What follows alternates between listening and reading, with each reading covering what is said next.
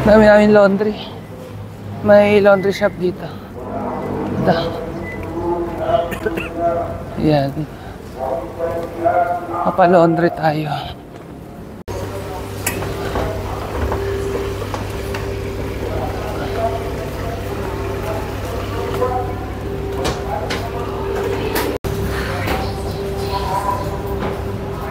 Asa ng soften?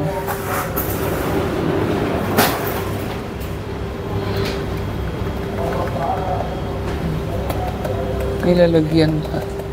Sayang ilalagyan. Ayan siya. Dito na lang kami kakain. May food court dito. Ayan, food.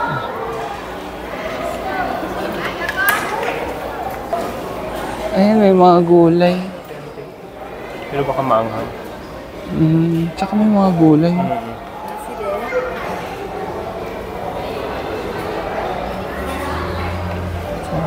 May prawn.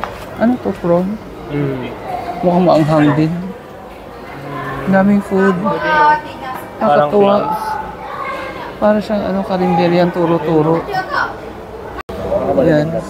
23 lang lahat to. Dami namin ulam. Sarap kumain sa food court. May kasama ng lemon juice. Ay, ang lamig. Itong kinuha ko ay parang spicy na talong. Parang bilagoongan. Tapos tempe. And ito may mga fish cake na toge. Ang lalaki ng toge. Kay mahal shrimp. Crab meat. Tsaka isda. Ito, ano to? Mga balls. Balls na may gulay. Ah, okay. Hindi niyo ako makikita. Food ko lang makikita niyo. Ayan. Tikman natin yung talong. Ganda parang binagoongan. Pero parang ang anghang. Ito Malaysian food talaga to kasi yung mga nagbebenta Malaysian. Ang lamig. Yung lamig lang. Yung downside. Ang sarap.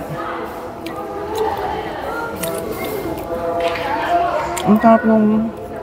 Hindi ka mahilig sa talong eh. Lasang binagoongan. Ang sarap. Simpleng talong. Nagawa nilang masarap.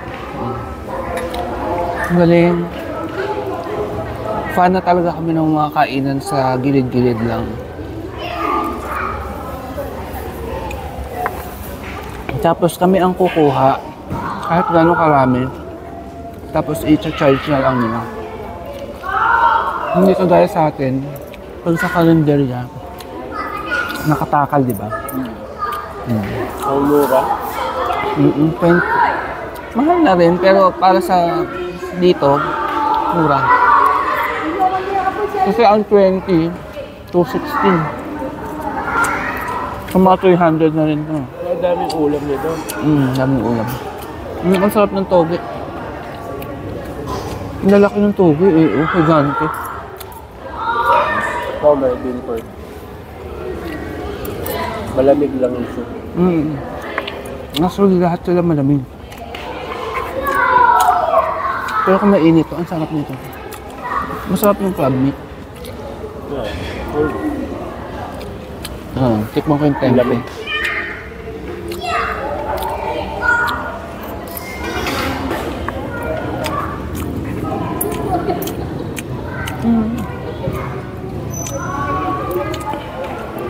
May dilis yung tempe. Ang favorite ko yung talong, my God. The talong wins.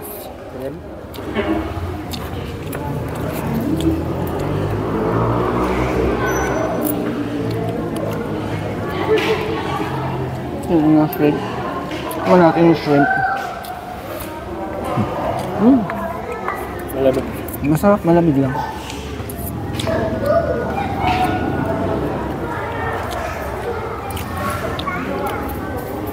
Tikim ng balls. Ang lamig naman yung soup. Super lamig.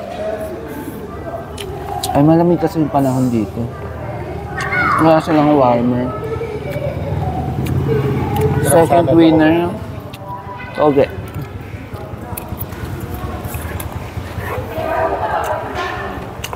Yung kanin din, ang dami.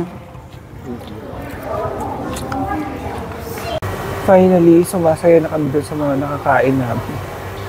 Yun lang pala ang secret. Doon tayo sa tabi-tabing eatery. Kasi authentic Malaysian yung mga yun. Ayan, hinintay namin matapos yung aming labahan.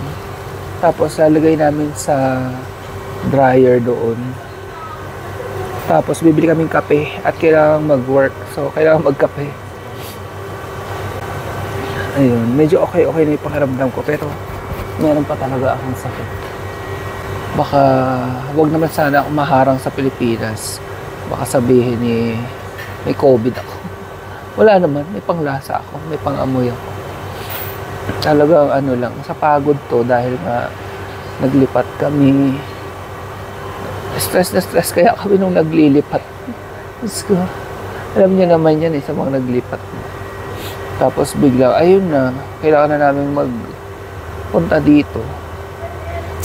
Hindi naman bigla yung punta namin dito. Talagang nakaplano to na matagal bago dapat nakalipat na kami ng mga 2 or 3 months bago sana kami mag-travel. Eh dahil di ba na-delay yung bahay, naging magkasunod sila. Kaya nakaka-stress. Nakarating kami ng mall para lang magkape. Dito tayo sa Zeus Coffee, titikman namin. Ayan.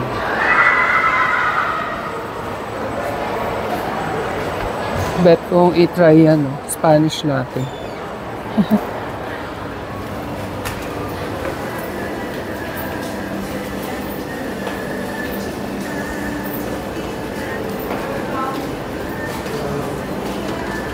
Oh, same price lang, 10 din, parang. Ayan, tuyo na yung aming mga nilabahan. 15 ringgit lahat-lahat. 7 yung wash, 8 yung dry. 200. Ito yung coffee. Magtutupi muna kami bago umakyat. Good evening. Gabi na kami lumabas kasi nag-work pa kami. Pero si Mahal nag-birthday siya nung 5 PM. Di na ako sumama kasi ang dami kong kailangan tapusin. So ngayon naghanap kami ng Indian food. Sana meron. Nagre-crave ako. Nice stall. Ito yung food namin ngayon. Hindi naintindihan. Nalagyan ng chicken. So, sineperate na lang namin. Bibigay sana namin sa aso, pero parang kami lalagyan.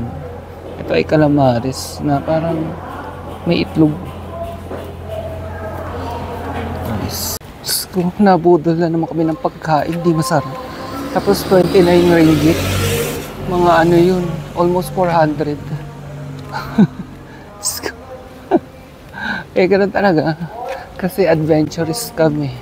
Tumitikim kami ng iba't iba. Ayan. Nakakadala. Parang gusto ko na lang kumain.